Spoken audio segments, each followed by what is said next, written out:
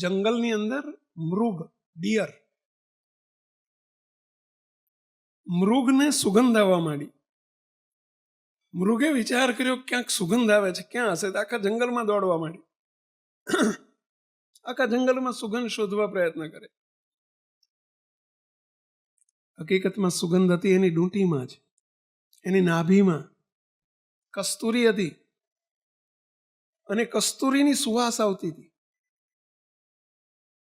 છે પોતાની નાભીમાં, પેલું કસ્તુરી મૃગ કે છે ને, પણ શોધે છે ક્યાં? પેલા આખા જંગલમાં આંટા મારે, દોડા દોડ કરે છે કે અહીંથી સુગંધ આવે, અહીંથી સુગંધ આવે, અહીંથી સુગંધ આવે.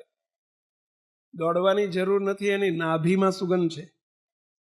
એમ સુખ, સમૃદ્ધિ, આનંદ, કિલોલ શોધવા જવાની જરૂર નથી. આ ગ્રંથ સ્વયં જેમ ભગવાન સુખ અને આનંદનું સ્વરૂપ છે, એમ આ ગ્રંથ પણ સુખ અને આનંદનું સ્વરૂપ છે. અને એમાં મુક્તો આપણને કહેતા ગૌરવ થાય કે જે આપણા ગુરુદેવ વચનામૃત, શું શબ્દ વાપરવા મુક્તો, જેમનું જીવન હતું. જીવનમાં બાપજીએ વચનામૃત બહારની કોઈ વાતો કરી જ નથી. બાપા કે મને વચનામૃત સિવાયની વાત કરતા આવડતી જ નથી, કરતા ફાવતી જ નથી. આચર કુચર ખાધું નથી, ખવડાવવા દીધું નથી કોઈ. આચર કુચર એટલે સમજ્યું ને, સમજ્યા ને?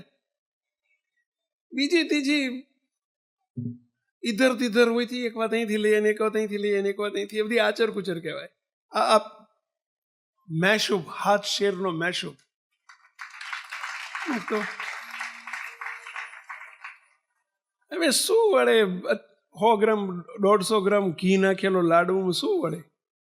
શેર લોટમાં, 500 ગ્રામ લોટમાં, શેર લોટમાં હાથ શેર ઘી હોય અને એવો સમાયેલો મેશુબ મોઢામાં મૂકે ને મોર મોર મોર થઈ જાય. એક ડેફું જમ્યા હોય ને મેશુબનું, આવું એક ડેફું જમ્યા હા સુધી ભૂખ ના લાગે, તો તાકાત થઈ જાય. એમાં વચનામૃત ગ્રંથ એવો છે, તાકતવર ગ્રંથ છે, તાકતવર, જબરજસ્ત તાકાતવાન ગ્રંથ છે. તાકાત આવી જાય. હા, આંતરડા નબળા હોય ને એને મેશુબ ખાવાનું ના ફાવે, એને ખીચડી જ ભાવે અને જમે તો પચે નહીં. એમાં આ તાકતવર ગ્રંથ છે. સંપ્રદાયમાં તમે વચનામૃતની પારાયણ થતા સાંભળી જ પેલા કે? કારણ કે બહુ અઘરું છે. એ તો સ્વયં મહારાજ બોલનાર બને ત્યારે વચનામૃત વંચાય, મહારાજ કરતા બને ત્યારે વચનામૃત સમજાવાય ને સમજાય. તો આ તો પ્રભુની વાણી છે. સ્વયં શ્રીજી મહારાજ મુખે બોલનારા હોય ને એ સમજાઈ શકે. અને દિવ્ય પુરુષ આપણને પોતે સ્વયં બોલનારા મહારાજ હતા ને એટલે સમજાઈ શકતા ભાઈઓ.